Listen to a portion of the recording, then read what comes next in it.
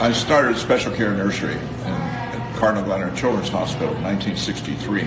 And we were instrumental we helped invent the ventilator. We invented how to take blood pressure on premature babies. We were the ones that invented nutrition in the vein.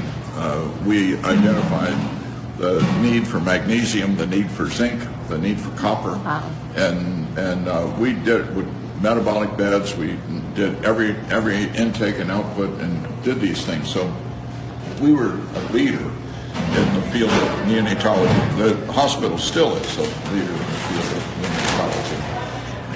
But then I had a baby, Joseph, in 1975, who had flat brain waves and was said to be brain dead. And it was suggested to stop treating him. I said, well, I don't do that. I treat babies, some live, some die, and kept treating him. And he did eventually get off the ventilator, and he went to school, and he got straight A's, and ran track and played baseball. And he's married, he has 3 children. So because of him, after about 6 months, when he continued to live and was doing much better than anybody would have predicted, I started to investigate brain death. And it took about 2 years till I understood the language of brain death. Brain death is a lie. It's a lie that's been told over and over again, so people don't even realize it's a lie anymore. But it's been a lie from the beginning, continues to be a lie. So I published in the medical literature. I have an article in Journal of the American Medical Association. I have an article in the Gonzaga Law Review. It's 85 pages, has 244 footnotes to it. And because of that, eventually I have continued to talk about brain death. Brain death is a lie. I have talked all over the United States. I've talked in many countries and on this subject, and continued to do it. And that's because of different things. That's how I got to meet Ted Fogarty. I didn't meet him myself, but through his cousin, who's a physician, and listened to what I had to say as we went to a football game. And she said, you should know my cousin. So that's how I get involved with this. But the truth is easy, and then once you deviate from the truth, then you have first it's this false, but then when people become conscious of it's false, then it's a lie. Brain death is a lie. The way it occurred was that Christian Byrne did the first heart transplant in South Africa in 1967. 3 days later, they did the second heart transplant. And you don't know where that is, but I'll tell you. It was done in Brooklyn, New York. And what they did is they cut the beating heart out of a 3-day-old baby and transplanted it into an 18-day-old baby. And at the end of their surgeries, a short time after the end of their surgeries, both of those babies were dead. It was illegal, it was immoral. And so they had to do something to make it legal. And so what they did is they set up a committee at Harvard, and the committee invented brain death. The committee did not do studies on dogs or cats or rats. They didn't collect data on human beings, they just invented brain death. They had no patient data, they had no basic science studies, and I know it's really awful when you know about it, and it doesn't get better. It keeps getting worse after that. Then a lot of people think that brain death means flat brainwaves. They're not even required to do brainwave testing. The way they did that, they studied 9 patients, and 2 of the 9 still had brainwave activity. And then they concluded no longer is it necessary to look at brainwaves, so it's not required to look for brainwave activity. So when they're doing the transplantation on people they say are brain dead, they're all alive. They're all alive, yes, and completely recoverable. They're all alive. You cannot. So they're harvesting organs out of people who are in some way conscious. They just can't communicate. Well, When they consciousness, feel pain, consciousness and pain. I encourage you to sharpen your mind so that you stay focused on one issue or the other. sure. Okay, and consciousness is important, but it's one thing not to demonstrate consciousness, and then we use words like unconscious. But unconscious does not mean that there's no consciousness. It just means that we do not observe consciousness, and there's a difference. So It's like subjective right, observation. and whether a person shows consciousness or not does not indicate whether they're alive or dead. Gotcha. That's See, interesting. and you use consciousness, and what else did you use? Pain, that they Oh, feel pain. pain when, Yeah, when they see, take the organs out. Pain is one of those things that's real, and we should pay attention to it. But pain is the way that the body knows that something's wrong, and it's the way that healing is initiated. Now, we live in a world where no one should have any pain. Well, there are some sayings: no pain, no gain. Right. And every Pain-free is not exactly a good thing. the fact of the matter is, it's a bad thing. So focus on pain. Now, here's what happens: just because a person can't demonstrate pain doesn't mean they don't have pain. You know, a very good example of that is they give paralyzing agents when they take the organs, so that they don't move and they don't Oh, that's squirm. so horrible. And even if they don't move and don't squirm, when they cut on them, their heart rate goes up and their blood pressure goes up, which is the response to pain. But they can't demonstrate that they have pain. Because they're paralyzed. They medically They're paralyzed, paralyze them. yeah. So they can't respond by... Right. Oh, that's horrible. Horrible, horrible. And it gets really bad if you pay attention to it. So, in any event, they invented brain death mainly to get organs, but then also so they don't waste money on treating people who aren't ever going to get a job, who are just going to live and not die. And so, you see, what brain death is, it's primarily a way to get organs. No, it's no different than what they did in Germany. It's exactly what they did in That's what I Germany. was saying. It's exactly what they did in Germany. And actually, in my research many years ago, when you had to do the research by going to what we call the stacks in the library to get the old journals, and I found articles in the Journal of the American Medical Association in 1919, 1920, of a doctor in Germany who wrote to Journal of the American Medical Association and telling them what the doctors were doing in Germany. He signed it the overseas correspondent and told the doctors in the United States what was going on in Germany, and that was before Hitler.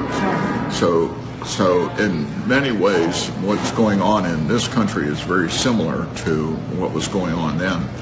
And it took World War II to stop those doctors. But then what happened was that their records all went to the Russians. But no, I thought that through the Operation Paperclip, that the doctors, we brought the German doctors to the United States. Some of them came to the United States. Very few of them got charged with anything. Very, very few of the German doctors. And the German doctors were already involved in doing evil things before Hitler. Remember, I told you in 1920, Hitler didn't come into power until 1933 or 34. And Hitler was elected, by the way. Okay. Sure, yeah. He was elected and then became the dictator. And so yes, it is very similar to what was going on in Germany, and it was the German doctors. And I'm not opposed to doctors for lots of reasons, and I'm excited about many of the advances that have happened in medicine, but there's a fine line, though. There's an ethical and a moral line, right. However, in a practice. And the ethical and moral line, those are rooted in words.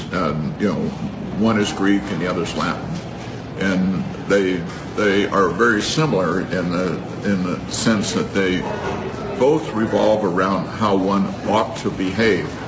And ought is a very special word. It's rooted in the word owe.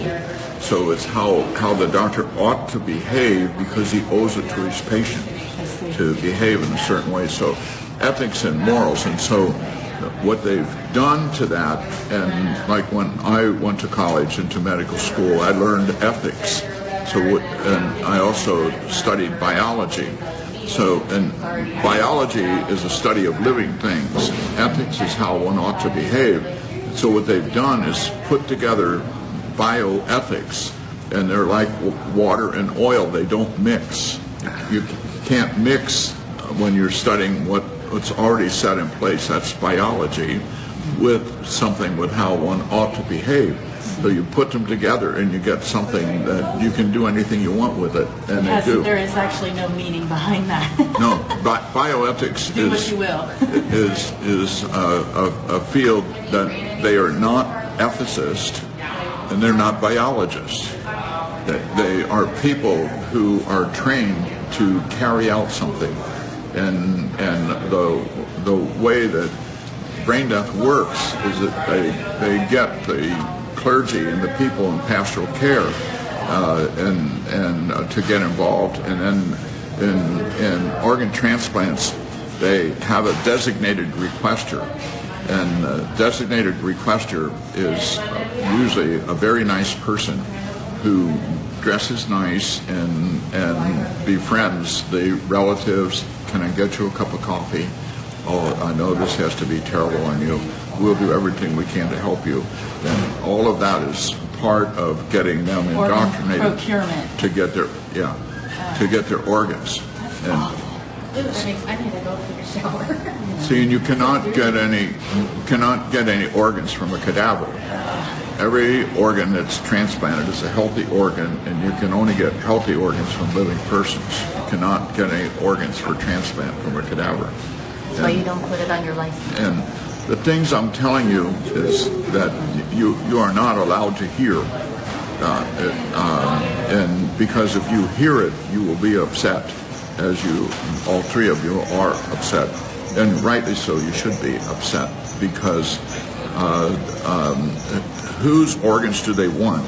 They want the organs from certainly from all children, but especially the people who are 16 to 30, and their life is in jeopardy. If they're unconscious and on a ventilator, they're going to get their organs, and they do everything to get their organs.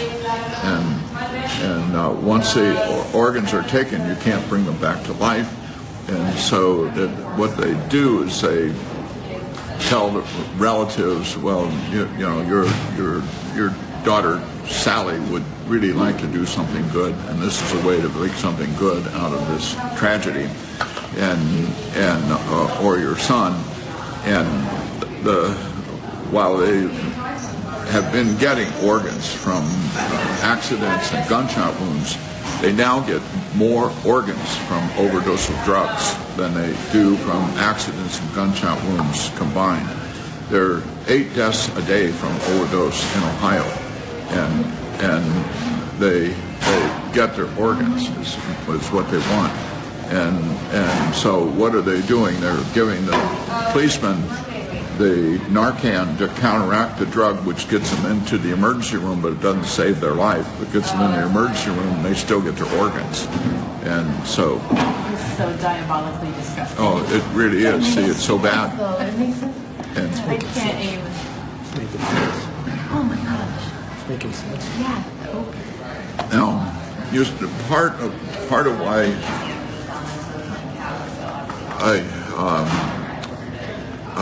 when you are talking about unconscious and pain, and you might have talked about something else, what I'm encouraging you to do is to realize that that there are common denominators of all of this.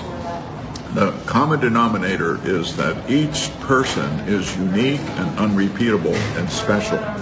And a person is alive, but so are the dogs and cats running around that are alive, and so are the trees alive, but they don't have the life that the person has. And each person has that life, whether that person can walk or talk or show consciousness. In brain death, they do only three things for brain death. One is the patient does not show consciousness. The patient does not have brainstem reflexes that involve the eye or the ear. So there's about 14 brainstem reflexes, but they test only 6. They don't test the others. And then the test that they do that is called the apnea test. It's really not a test, it's a procedure. And what they do is take the ventilator away for 10 minutes. And the patient has to demonstrate that they can take a breath in that 10 minutes, or that becomes the signal to cut out their organs. During the time they're off the ventilator, the carbon dioxide builds up, the acids build up. That makes the brain swell worse and makes them get worse. So everybody must learn, do not do an apnea test. You all must learn it now.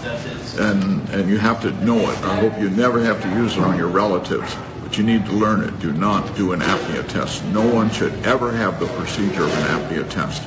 And then you have to know that the overdose of drugs, they need time to heal.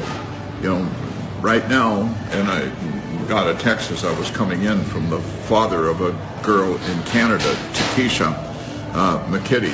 You can Google her if you want, Takesha McKitty. I was talking in New York, and I was going to New Jersey the next day, and they called me and asked me if I would help with Takesha. So I went to Canada to help her. She overdosed on September the 14th. On September the 20th, they issued a death certificate on her. She's still very much alive. She moves her feet, she moves her legs. But she has a death certificate? She has a death certificate. She has a death certificate on September the 20th, and this is December the 5th. You know, and she's still alive? She's still alive, yes. With a death certificate? But she could have had her organs cut out on September the 20th, but by going there, put a stop to that. So she was not dissected. Everybody who has their organs taken, they're all dissected alive. There's no organs you can get from a cadaver.